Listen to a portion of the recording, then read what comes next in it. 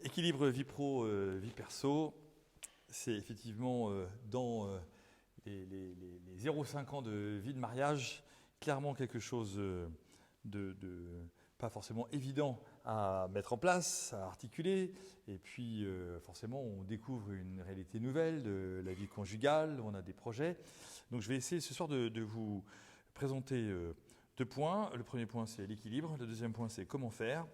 Et puis une conclusion en 3 points. Ça va ? Voilà, ça vous donne des trucs pour essayer de cadrer la chose.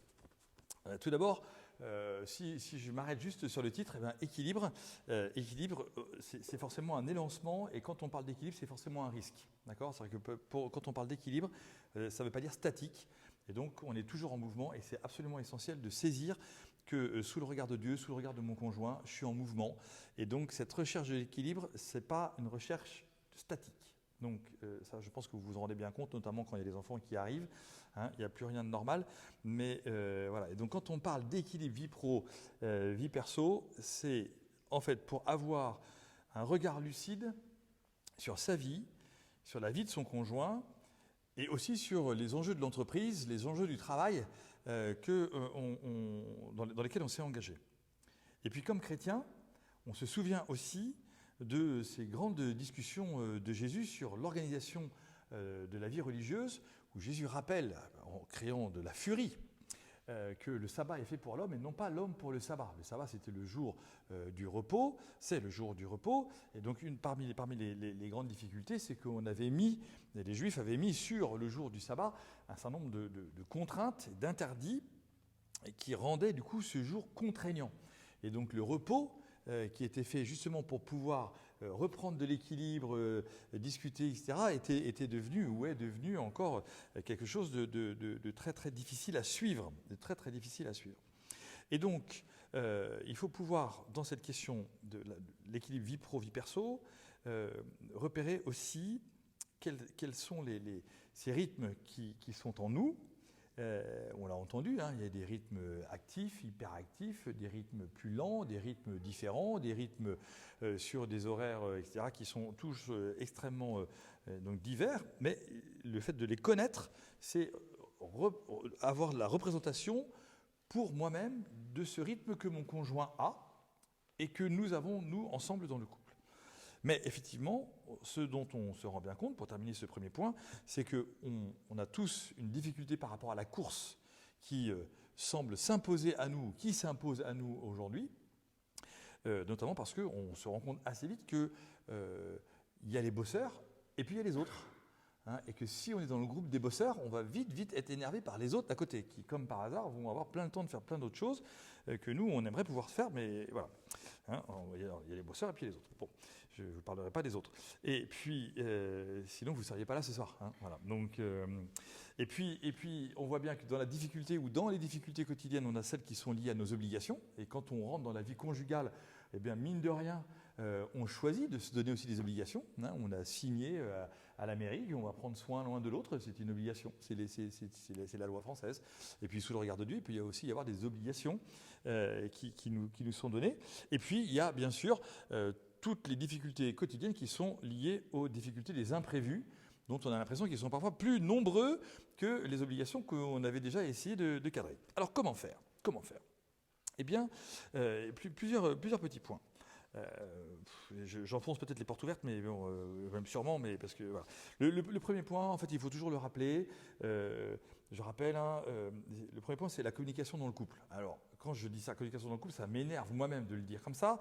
Sauf que, en fait, 100% des couples qui viennent se marier aujourd'hui me disent, quand je leur pose la question, pourquoi vous vous mariez, pourquoi c'est celui-là que vous avez décidé, avec qui vous avez décidé de rien, parce qu'avec lui on communique, ou bien avec elle on communique. Voilà. Et 100% des divorces, c'est pourquoi vous divorcez, en fait on a oublié de communiquer. Bon, alors c'est donc le sujet est bateau, pénible, voilà, très bien. Mais en fait l'enjeu, il faudrait qu'on arrive à trouver entre nous des manières de pouvoir lancer ce qu'on appelle une écoute active. D'accord ? Donc j'oserais dire par exemple sans téléphone. Hein, voilà. Donc, quand on se parle, est-ce qu'on peut se parler sans téléphone ? Hein, on a un truc à se dire. On met voilà. Moi j'entends maintenant, alors peut-être que c'est des choses à réfléchir, hein, que les gens me disent mais en fait on prend des rendez-vous chez le spécialiste et en fait le spécialiste de l'amour c'est ma femme. Donc je vais prendre un rendez-vous, en fait. Et pas tous les 6 mois, mais je vais prendre un rendez-vous régulier. Et donc on se note dans nos agendas des rendez-vous entre conjoints. Voilà. Et on dit en fait, le rendez-vous du spécialiste, je ne le rate pas. Je suis même en avance dans la salle d'attente. Voilà. Et pourquoi est-ce que mon conjoint doit-il toujours m'attendre? Pourquoi ma femme m'attend-elle? Pourquoi mon mari m'attend-il, etc. Donc on se prend des rendez-vous. Et alors du coup, moi je me dis, tiens, ça c'est super intéressant, parce qu'on peut aussi, dans cet équilibre vie pro, vie perso, se dire qu'on peut aussi se prendre un rendez-vous pour soi. Et se prendre un rendez-vous sur soi, c'est aussi pour pouvoir se le dire dans le couple en disant, en fait, j'ai besoin de ça pour pouvoir bien te retrouver, bien nous retrouver. Et ça fait partie donc de la sagesse de l'organisation. Sauf que quand je vous parle de sagesse, moi, comme prêtre catholique, vous savez que ça rejoint ce que saint Paul expose en disant que la sagesse de Dieu, c'est la croix. D'accord ? Donc tous vos process d'organisation sont forcément crucifiants. D'accord ? Si vous êtes catholique. Donc n'ayez pas peur. Hein, si ça ne marche pas, c'est pas grave, c'est normal. Si vous êtes chrétien, c'est que vous allez forcément être crucifié par le process d'organisation de votre vie conjugale et de l'équilibre vie pro, vie perso. Mais ça peut néanmoins, il ne faut pas avoir trop peur, hein, c'est mieux d'être crucifié par l'amour que de finalement se dire que tout va bien pour s'apercevoir un jour que en fait, rien n'allait. Bon. Et donc, un des enjeux qui me semble être en plus un enjeu sociétal absolument fondamental aujourd'hui, c'est comment pouvons-nous aimer notre travail, faire aimer leur travail à nos collaborateurs, et comment, du coup, à l'intérieur de ma vie perso, j'aime mon conjoint et je peux me faire aimer par mon conjoint. Vous voyez, ça fait aussi partie de ces missions. Comment est-ce qu'on va réussir avec nos collaborateurs, par exemple, dans l'entreprise, à réaliser chacun son devoir d'État ? Donc en étant chacun à sa place. On sait bien qu'on perd beaucoup de temps parce qu'on a beaucoup de nos collaborateurs qui ne sont pas à leur place. Hein, donc ils prennent du boulot à côté ou bien qu'ils en font un peu moins. Bon. Et voilà. Et donc on a vraiment un enjeu sur le devoir d'État qui est un gros enjeu de travail particulièrement complexe à repérer. Et vous savez qu'il y a aujourd'hui, et c'est la fin de mon deuxième point, mais qui va être un peu plus développé, on repère aujourd'hui, pour travailler ces questions d'équilibre, 3 risques majeurs. D'accord ? Vous les connaissez par cœur. Hein, c'est donc le bore-out, le burn-out et le brown-out. Super intéressant. Alors on va regarder ça parce que, en fait, donc, on a tous, dans les questions d'équilibre de notre vie personnelle et de vie professionnelle, 3 types d'ennuis, 3 types d'insatisfaction qui sont l'ennui, l'hyperactivité et la perte de sens. L'ennui, c'est bore out, l'hyperactivité, c'est burn out, et la perte de sens, c'est le brown out. En fait, le brown out, c'est parce qu'en fait, en anglais, c'est la diminution du nombre d'intensités dans les centrales électriques qui passent à la couleur marron. Hein, et donc, comme tout ça vient des Anglais, eh bien, on a donc décidé voilà. Mais le brown out, c'est ce qu'on appelle aujourd'hui la démission intérieure. D'accord ? Donc, on va regarder ça. Parce que je me dis, ah ben tiens, c'est super intéressant. Si ça existe dans l'entreprise, c'est que ça existe dans le couple. Hein, et donc, on a forcément à un moment un peu de bore-out dans mon couple. Voilà, je m'ennuie dans mon couple. Parfois, j'ai une hyperactivité, donc je vais avoir un burn-out dans mon couple. Et puis, parce qu'on fait trop de choses, on va voir ça. Et puis après, il peut y avoir un brown-out qui est donc une démission intérieure. Voilà, je suis là, mais en fait, je ne suis pas là. Alors, qu'est-ce que ça veut dire ? Alors, bore-out, l'ennui. Je peux espérer ce soir que dans les 0,5 ans, on n'a pas trop de bore-out. Je peux espérer, mais je ne suis pas complètement sûr. Ceci dit, il faut cependant y être extrêmement attentif parce que, en fait, le bore-out, je pense, est une maladie insidieuse qui se révèle à non pas 5 ans de mariage, mais 20 ans de mariage. C'est-à-dire quand les enfants quittent la maison et qu'en fait, on ne s'est rien dit pendant 20 ans, sauf des trucs sur les enfants. Et donc, quand l'enfant n'est plus là, le tête-à-tête à la maison, on n'a rien à se dire. Ça, c'est le bore-out. D'accord ? Donc, je m'ennuie. Donc, je travaille le bore-out putatif du plus 20. Okay ? Donc, je le travaille dès maintenant. Alors, notamment, ceux qui ont la grâce d'avoir un enfant dans les 0,5 ans de mariage, en fait, il peut y avoir un insidieux bore-out même à travers la naissance d'un enfant. Hein, parce que, en fait, on va découvrir, mesdames, vous le savez, et messieurs, vous en souffrez, l'ennui du mari qui se sent abandonné parce que son épouse est tellement contente, et à juste titre, d'avoir un enfant, que toute l'énergie va être donnée sur l'enfant qui est arrivé.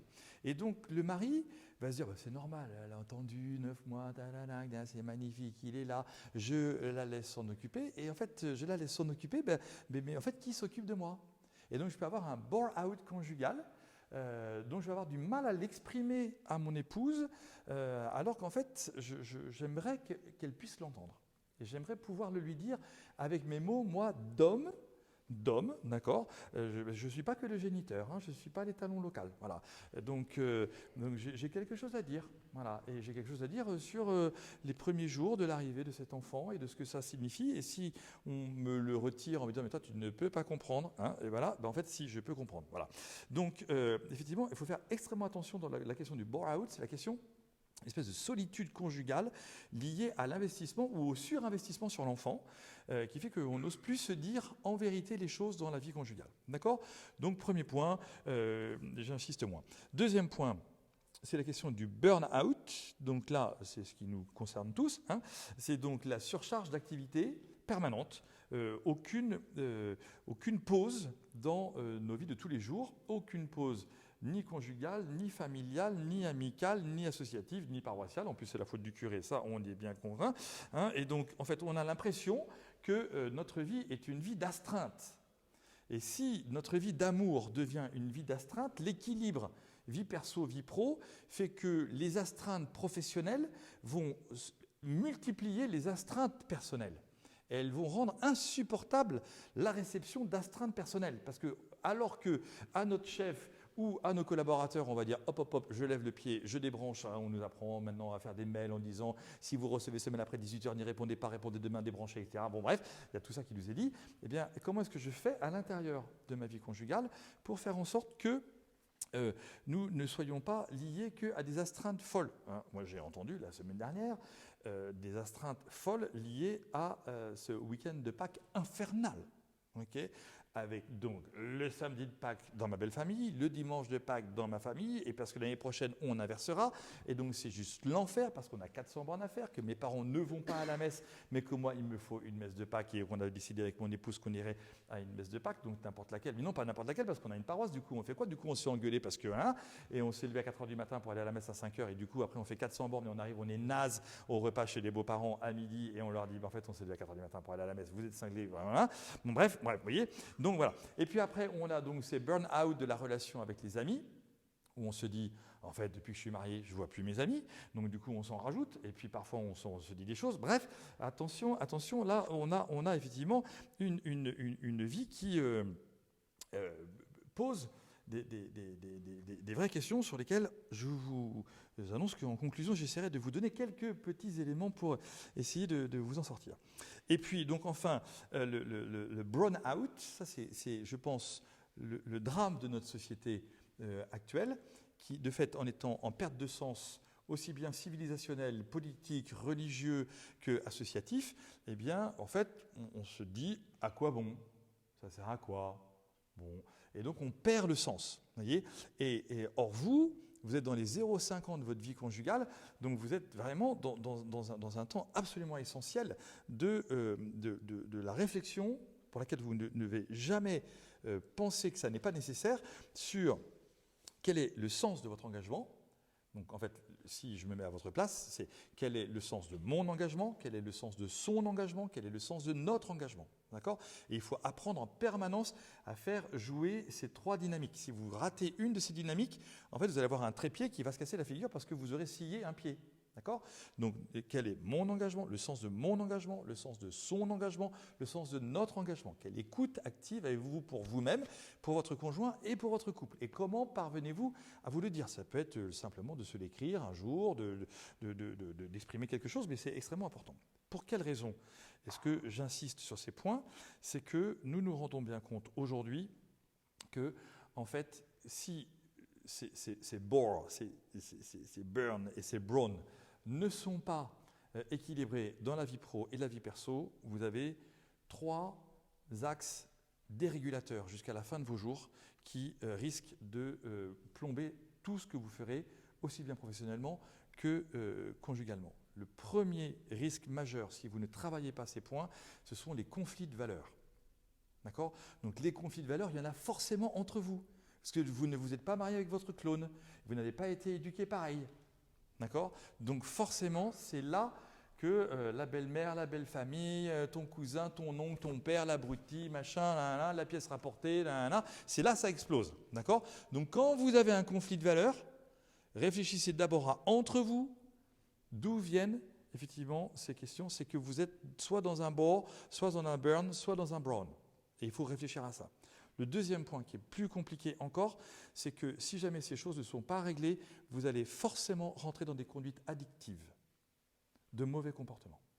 Et ça, c'est très très dangereux. D'accord ? Les addictions, elles arrivent de partout, elles sont aujourd'hui extrêmement présentes dans notre société, parce que ce sont des lieux où on nous indique qu'on va avoir une possibilité de plaisir, une possibilité pour souffler, etc. Machin chouette. Ça peut être du sport à outrance, ça peut être l'internet à outrance, ça peut être de l'alcool à outrance, ça peut être de la drogue à outrance, ça peut être du travail à outrance, d'accord ? Et donc ce sont des conduites addictives. Les conduites addictives, elles doivent être résolues par des médecins.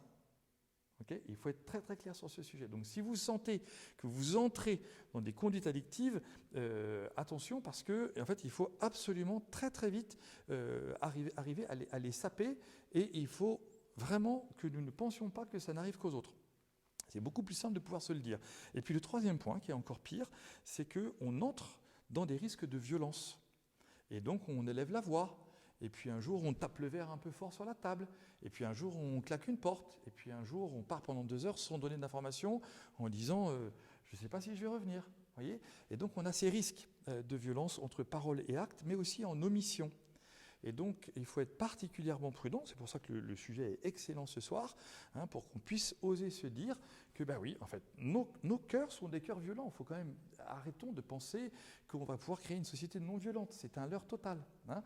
Et donc, nous avons des cœurs violents depuis Adam et Ève, depuis Caïn et Abel, depuis la tour de Babel, depuis l'arche de Noé, depuis tout ça. L'homme est violent. Donc, ne pensons pas que nous ne le serons jamais. Et donc, intégrons-le, y compris dans notre vie spirituelle, et c'est pour ça qu'on se confesse. Le péché, c'est une violence. D'accord ? Et donc, la confession du péché, c'est la confession de la violence qui est en moi, et la recherche par la puissance de Dieu, et notamment la vie spirituelle, etc., de pouvoir, et la vie, pardon, pas du tout, etc., mais la vie ecclésiale, la vie spirituelle et la vie ecclésiale, de lutter contre cette violence. Vous voyez, il y a des enjeux émotionnels extrêmement forts, qui sont en fait des enjeux vocationnels. D'où venez-vous ? Qui vous a appelé ? Comment vous êtes-vous engagé ? Et quel est votre appel ? Et quels sont aujourd'hui, pour cet équilibre de la vie pro et de la vie perso, quelles sont les marges de manœuvre dont vous parlez ? Est-ce que vous parlez de marge de manœuvre dans votre couple, ou bien est-ce que vous parlez de ce qui est au cœur de votre couple ? D'accord ? Ça change tout. La marge de manœuvre, c'est professionnel. Le cœur, c'est mon couple. Donc je ne parle pas de la même manière dans l'équilibre vie pro, vie perso, des mêmes dynamiques qui font ma vie à moi. Notre vie à nous. Conclusion. On respire, hein, ça va mieux. Ça va toujours mieux en le disant. Voilà. 3 points de conclusion. Premier point, comment est-ce qu'on fait pour travailler cet équilibre vie pro, vie perso ? Premier point, revenez toujours aux origines. Revenez toujours à vos origines. D'où venez-vous ? Comment vous êtes-vous rencontrés ? Quel a été le premier sourire ? Quelle a été la première engueulade ? Quelle a été la première déclaration d'amour ? Quel est le premier échange solide ? Voyez ? Qu'est-ce qui fait tout ça ? Qu'est-ce qui fait qu'à un jour, fort de toute cette rencontre, de ces micro-rencontres et ces maxi-rencontres, vous avez décidé de vous marier ? Voyez ? Revenez toujours aux origines. Les autres, on s'en fout. À ce moment-là, les autres, on s'en fout. La mère, la belle-mère, l'éducation, le curé, la paroisse, le sport. Vous deux, point barre. Les gosses, 25, il y en a 2 ou pas, on s'en fout. C'est vous deux. D'accord ? Vous deux. Donc, osez revenir sans cesse à vos racines. Et en plus, c'est vachement bien, de 0 à 5 ans, elles ne sont pas encore énormes, vos racines. Donc, vous avez le temps de revenir rapidement. Normalement, vous avez encore un peu la mémoire. Hein. Voilà, les premiers regards, le premier sourire, les premiers échanges solides, nos premières décisions. Deuxième point, osez la relecture de votre vie professionnelle en couple. En couple, c'est ce que vous nous avez montré. Merci. Par rapport à la nouveauté du mariage. J'ai une carrière et je me suis marié.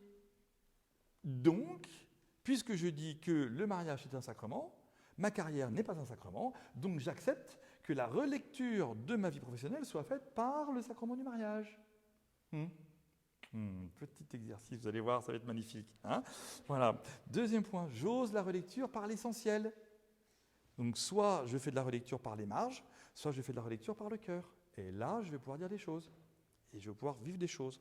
Troisième point, pour terminer, me questionner sur la vie intérieure de mon conjoint, me questionner sur ma vie intérieure et nous questionner sur notre vie intérieure. Juste. Parce que comme on n'a pas le temps, on ne peut pas en rajouter. D'accord ? Et là, vous dites, il va nous dire quoi ? De se mettre à genoux, les bras en croix pendant un quart d'heure, le matin, le soir, le midi ? Non, pas du tout. Vous allez voir. Vous savez que ma première rencontre avec le pape François, c'était magnifique. J'arrivais de Dieppe, donc je vais voir le pape, il venait d'être élu pape, et puis j'ai un gamin de la paroisse, une catéchiste de la paroisse qui m'explique qu'il y a un gamin de la paroisse qui a appris de notre Père en disant « Notre Père qui es aux cieux, que ton nom soit simplifié ». Et donc je lui dis, ça c'est génial, je vais voir le pape dans 2 jours, je vais lui dire ça, parce qu'en italien ça se dit la même chose. Il tuo nome sia semplificato, au lieu de sanctifier. Vous voyez, le gamin il ne comprenait pas sanctifier, donc il dit simplifier, que ton nom soit simplifié. Donc moi j'arrive, je vais voir le pape, et je lui dis salut Francesco, voilà, je vais juste te raconter cette histoire. Voilà. Et le pape explose de rire quand je lui dis en italien, et me dit, lo userò quando sarò sulla piazza. J'utiliserai cette manière de faire quand je serai sur la place. Alors du coup, je me dis que c'est aussi bon pour moi que ton nom soit simplifié. Donc finalement, l'équilibre vie pro, vie perso, si je rédis en disant « mais non, ça va être comme ça, comme ça, comme ça, comme ça », c'est sûr que ça va péter. D'accord ? Donc du coup, je cherche le questionnement sur la vie intérieure. Par exemple, je prends ma voiture, je respire au feu rouge. Plutôt que de gueuler en disant qu'il est rouge. Okay ? Je respire au feu rouge. Le feu rouge, c'est entre 30 et 45 secondes. Je ne commence pas par dire oh, « il est trop long ce feu ». Je rends grâce que le feu soit rouge. 45 secondes. Je n'en profite pas pour allumer mon téléphone et envoyer un texto, 4 points, 135 € d'amende, peut-être même 6 points, enfin bon bref. D'accord ? Je respire au feu rouge. Voilà. Et si j'ai un feu dans la journée, 45 secondes, c'est bien 45 secondes. Surtout que vous allez savoir maintenant que 45 secondes, c'est la durée du Notre Père. Ouais. Mais je ne vous demande pas de dire à notre Père quand le feu est rouge, parce que vous êtes tellement en colère parce que putain le feu est rouge, hein, et que l'autre il est bien sûr passé orange et que vous auriez pu l'enquiller derrière pour le suivre. Non, allez, 45 secondes. Voilà. Est-ce que vous êtes capable en ce moment de regarder les arbres et les nouvelles petites feuilles qui arrivent ? C'est trop beau, trop beau, d'accord ? Voilà. On voit les poètes. Hein, voilà. Est-ce que vous pouvez souffler régulièrement ? Par exemple, souffler régulièrement, c'est un truc assez génial à faire. C'est décider toutes les heures de respirer pendant 1 minute. Toutes les heures. C'est quoi la différence entre 59 minutes et 60 minutes ? C'est la 59 plus 1. Donc c'est le plus 1 qui compte. D'accord ? Vous êtes capable, en fait, pendant 1 minute. On ne vous dira jamais rien si vous vous posez pendant 1 minute. Vous savez qu'on est en train de mettre ça en place dans toutes les écoles. C'est-à-dire qu'en fait, dans toutes les écoles, on essaye d'apprendre aux enfants à respirer. C'est-à-dire qu'on les pose, ils s'assiedent, ils se mettent comme ils veulent à leur table. Voilà, et pendant 1 minute, on respire. Et bien vous regagnez derrière entre 30 et 40 minutes d'attention active à tout ce qui va se passer autour de vous. C'est assez extraordinaire. D'accord ? Donc se poser 1 minute toutes les heures. On peut lire l'évangile du jour. On a plein d'applications, tout ça. Lire l'évangile du jour. Ça prend entre 15 et 30 secondes. Ça va vous permettre de vous reconnecter à vous-même. On peut nous proposer aussi, je n'ai rien inventé, hein, c'est Guilhem Xéry qui propose ça. Si vous connaissez ce bouquin qui s'appelle « Revivez de l'intérieur », Guilhem Xéry, c'est un psychiatre catholique pratiquant qui est prof à l'hôpital de Necker, à Paris, voilà, et qui dit en fait on va trop vite.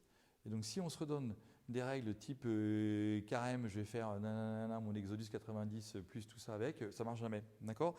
Voilà. Et donc lui, par exemple, il dit ne faites rien pendant 2 minutes 1 fois par jour. Ne faites rien pendant 2 minutes 1 fois par jour. Rien. Vous essayez, vous faites rien. Même pas marcher, hein. Rien. 1 fois par jour, pendant 2 minutes. Vous allez voir que la première fois que vous allez le faire, les 2 minutes, elles sont très longues. Elles sont très longues. D'accord ? Voilà, donc pour que ton nom soit simplifié, et donc cette reconnexion dans notre existence entre la vie professionnelle et la vie personnelle, en fait, ça n'est ni la vie personnelle, ni la vie professionnelle qui vont permettre de vivre l'équilibre, mais c'est votre équilibre intérieur. Merci de votre attention et de votre écoute.